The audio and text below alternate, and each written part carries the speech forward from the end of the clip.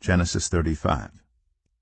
Then God said to Jacob, "Go up to Bethel, and settle there, and build an altar there to God, who appeared to you when you were fleeing from your brother Esau."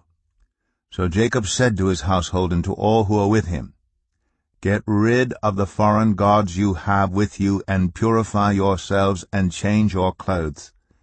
Then come, let us go up to Bethel, where I will build an altar to God, who answered me in the day of my distress, and who has been with me wherever I have gone." So they gave Jacob all the foreign gods they had, and the rings in their ears, and Jacob buried them under the oak at Shechem. Then they set out, and the terror of God fell on the towns all around them, so that no one pursued them. Jacob and all the people with him came to Luz, that is, Bethel, in the land of Canaan. There he built an altar, and he called the place El Bethel, because it was there that God revealed himself to him when he was fleeing from his brother. Now Deborah, Rebekah's nurse, died, and was buried under the oak outside Bethel. So it was named Allon Bacuth.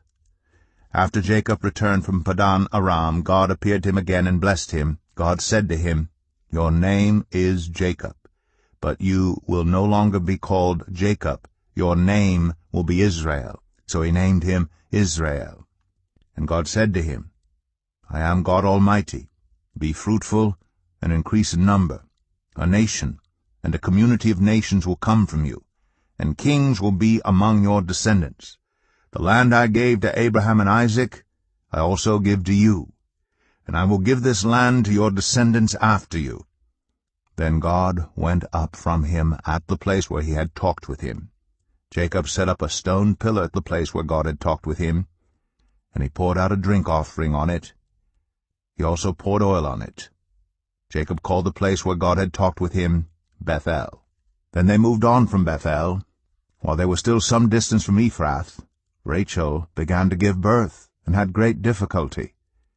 And as she was having great difficulty in childbirth, the midwife said to her, "Don't despair, for you have another son."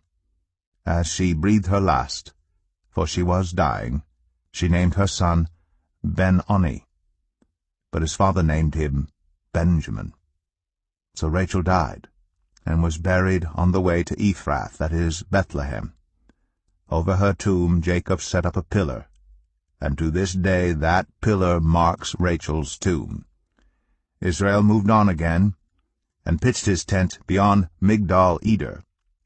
While Israel was living in that region, Reuben went in and slept with his father's concubine Bilhah, and Israel heard of it. Jacob had 12 sons.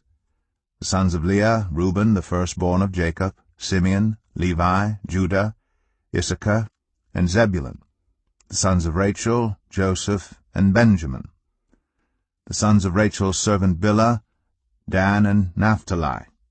The sons of Leah's servant Zilpah, Gad, and Asher. These were the sons of Jacob, who were born to him in Padan Aram.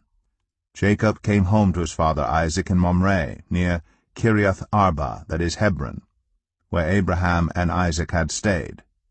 Isaac lived 180 years. Then he breathed his last and died, and was gathered to his people, old and full of years, and his sons Esau and Jacob buried him.